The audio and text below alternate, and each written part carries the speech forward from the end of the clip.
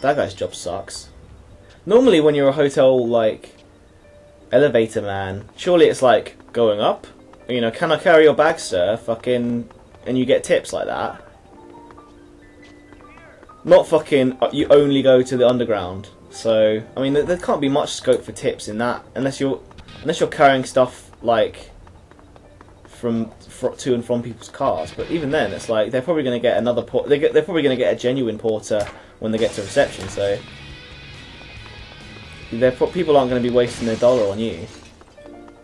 I really don't envy that. I really pity that. I legitimately pity the fool for having such a terrible, terrible job. Especially considering it seems like the bulk of his work is, you know, operating the ridiculously simple, I'm guessing ridiculously simple elevator controls. Maybe that's the reason why he is there, because, like, random skaters, probably borderline illiterate skaters like me, don't actually have the wherewithal to operate such a beastly machine. And they have to pay that guy to do it for us. I'm sure he has, like, 12 degrees.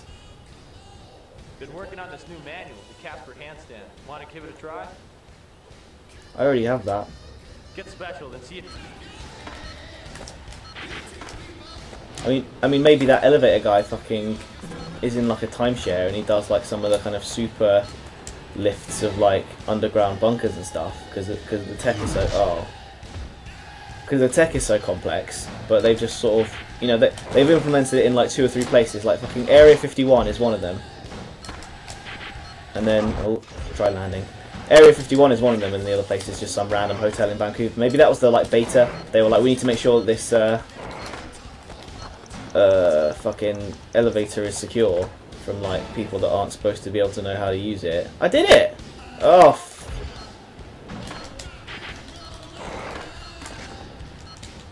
And hit this goddamn line.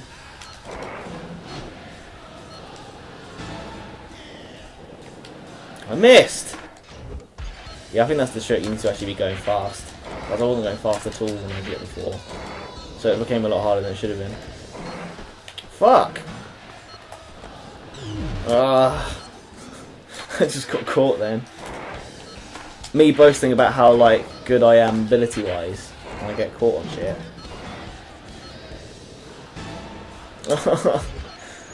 Fucking... I'm not a fan of how anal the hitboxes and some of these, like,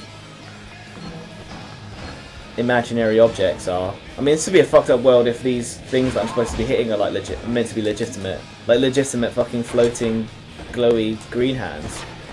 I genuinely don't want to live in a world that has that thing as a reality. Maybe I also wouldn't want to be a guy that, like, kind of sees them even though they're not there. Well, I suppose that's the kind of question that you need to ask people. Well, I say need. That you could ask people if you're fucking bored and have no friends like I am at this current point in time. Fucking, would you rather live in a world that had such crazy green things, or live in like a slightly more realistic world and like believable world, but you have some kind of weird mental illness / sort of insanity thing that meant that you saw them and no one else did? Would that drive you crazy, or would it drive you more crazy knowing that you lived in a world where that kind of thing was okay? Shit just got real. Surely he would... So, if I'd get off my board and I'm in switch, which just means I'm like skating facing the wrong way, so I'm like shitter than I otherwise would be. And then I switch round, and then I get off, and I've got the board in the other hand. Surely I would just, every time... I mean, even if it was quicker to pick up the board and put it in my left hand... Yeah, because I pick it up with my left hand and I put it in my right hand. Maybe that would make sense either way. But like, yeah, when I'm in Switch and I do the same thing, and it's just like, well, why don't you just put it in your right arm instead?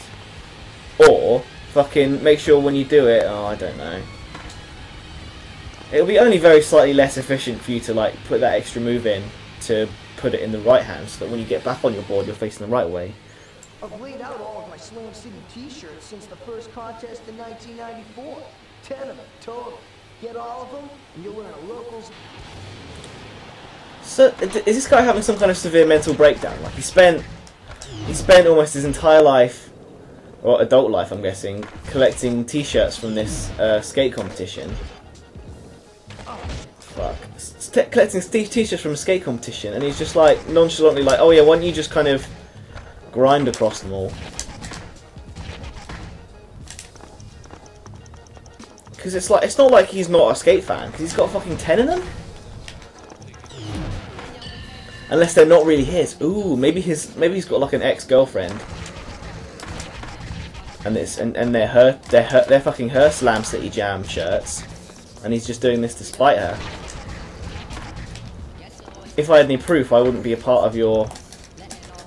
No, I think the trick is to stay on that bit, because that's how you get there.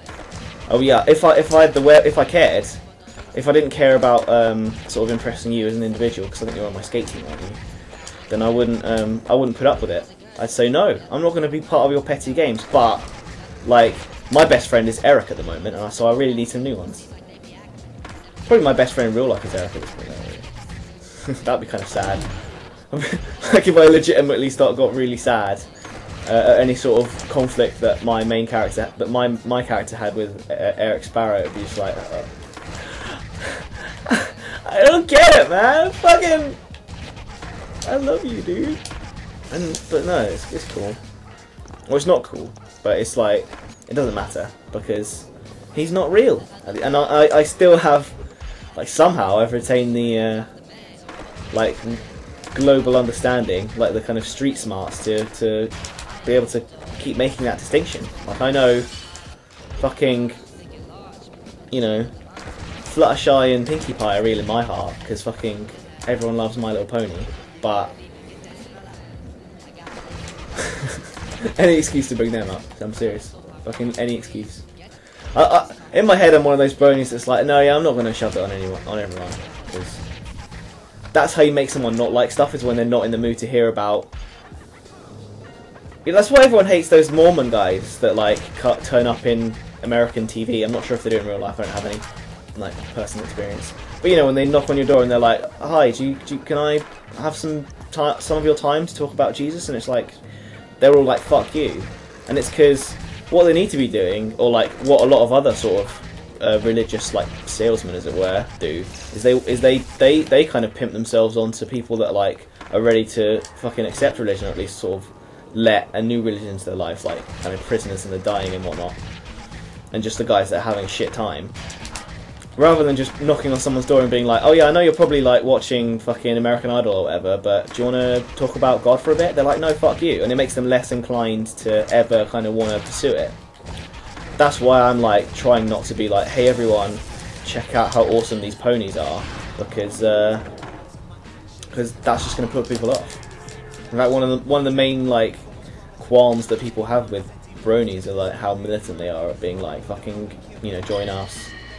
So I try not to be one of them. So I try to like keep it quiet. And I think if I wasn't doing this on the internet, I didn't feel so lonely and feel so lonely. That came out wrong. I feel so alone. That's neither here nor there. It's just true. It's neither here nor there. Just like, yeah, I'm just chatting shit, and my mind is always, you know, only ever 2 or 3 steps away from ponies. It's like that 6 steps to Kevin Bacon shit. Only like yeah, just all day ponies. Love it. In fact, I think part of one of the reasons why I didn't do much capping in the last couple of weeks is because I was just fucking spending the whole time reading fucking pony fan fiction. Some of it's really sad. Like, genuinely. I think I even shed a tear. Fucking manly tears were shed. And that's what the comment section was just full of that. I mean, I don't know if it's like one. I mean, I know it's a meme, like manly tears are shed. It's like something that you say online. But like, yeah, like a couple of image macros of that. Just all down the comment section because I wasn't the only one. At least I have other people to share in my sorrow.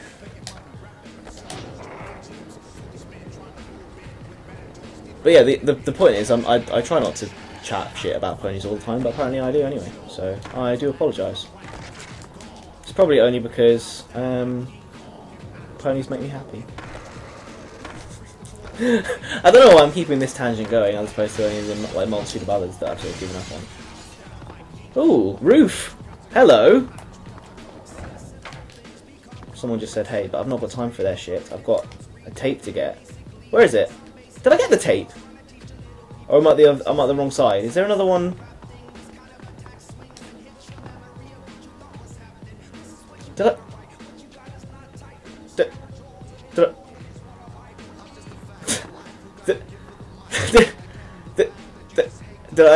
Did I get the tape? I'm so confused right now. Is it the other side? Yeah, it's gonna be the other side, isn't it? There it is. Damn it! I was excited then. I thought, oh my god, I must have got it 'cause it's not there. And I'm just no fucking look. It's mirrored. Speaking of mirrored maps, fucking, I love that about like. But, well, I say I love that about shooters. You know when, like, team deathmatch, or especially, like, capture the... Well, team deathmatch maybe doesn't matter so much, but, like, capture the flag, or, like, zones, or any kind of thing where it's, like, one team spawns at one end, the other team spawns at the other end. I know it makes less sense, like, artistically, or maybe it does, depending on, like, the setting that you're in, but fucking... Some people like to make it so that one side of the map is different to the other side of the map, and it's like, no, because that makes it unfair. When it's perfectly mirrored at the halfway point, it's brilliant. I mean... By all means, like, recolour it or, like, put different signage up or whatever so that it's fairly clear. Or have a big-ass fucking compass so everyone knows what, you know, what side of the map they're on. But fucking... Because you can just go in and be like, right, I know what to do. I think that any time a, like, kind of competitive shooter has, like, a non-symmetrical map for that kind of game mode, it always... sullies its competitiveness really, because it's always going to be imbalanced. Even if it's like a trade-off that's fair, it's like you might be a team that's more used to coming into the game at side A, and so might the other team. So whoever gets side A is effectively going to have like a huge advantage, even if there's no distinct like genuine advantage being starting on side A or side B. A weird digression to make, but I thought like. Let's Play is always supposed to talk about game design, right? Because that's where it's going to be the one forum that's going to be. Anyone that kind of watches it is implicitly anyone that watches it would. There you go. Anyone that watches it would implicitly be interested in sort of video games. So here would be the time to be like, I like this about games. I don't like this about games. And I think symmetrical maps. I like them so much more than asymmetrical maps when it's fucking time for the serious, you know, internet business of like e-penis measurement.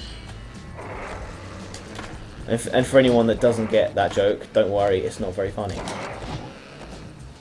Just like most of my fucking shit I say. I should probably do another thing.